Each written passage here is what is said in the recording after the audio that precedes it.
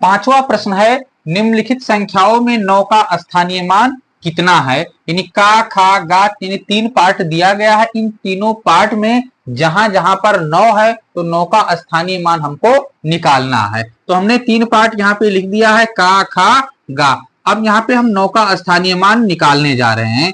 इसको निकालने के लिए क्या करेंगे, जो ये संख्या दी गई है इस संख्या को हम लिखेंगे। तो यहाँ पे 9 लिखा है तो 9 लिखेंगे, उसके बाद में हम गुणे का निशान लगाएंगे। उसके बाद में हम क्या करेंगे कि 9 जो है किस स्थान पर है, तो इकाई, दहाई, सैकड़ा, हजार, 10,000, लाख, 10 लाख, यानी 9 को हम 10 लाख से गुणा कर देंगे।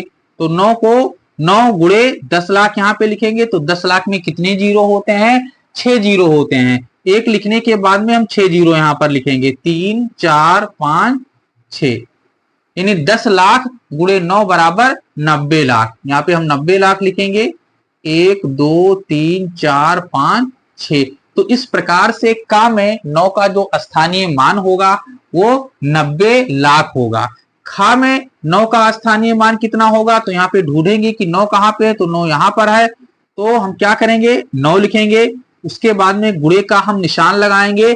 अब 9 देखेंगे किस स्थान पर है, इकाई, दहाई, सैकड़ा, हजार, यानी 1000वें स्थान पर है। तो 1000 से हम क्या करेंगे, यहाँ पे गुणा करेंगे। तो 1000 में 3 जीरो होते हैं, तो 9 गुणे 1000, 1000 को 9 से अगर गुणा करेंगे तो कितना आ जाएगा, 9000 आ जाएगा।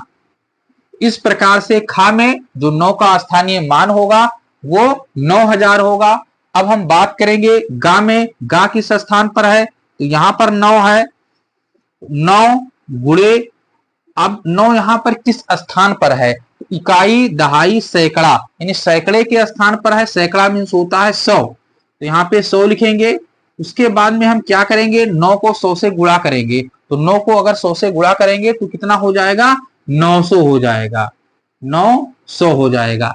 तो इस प्रकार से का में 9 का जो स्थानीय मान होगा वो 90 लाख होगा।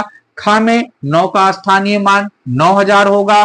गा में 9 का स्थानीय मान 900 होगा।